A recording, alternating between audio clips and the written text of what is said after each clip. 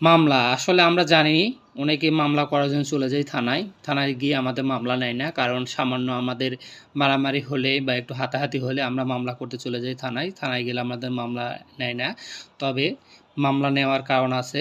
মামলা আপনার থানায় জিআর মামলা হয় এবং কোর্টে সিআর মামলা হয়।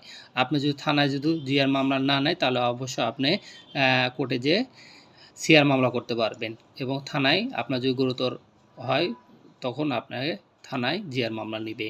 তাই আসুন আমি একটু ব্যাখ্যা করি। আসলে মামলা আপনারা অনেক সময় ছোটোখাটো কারণে অনেক সময় মামলা করতে থানায় চলে যান।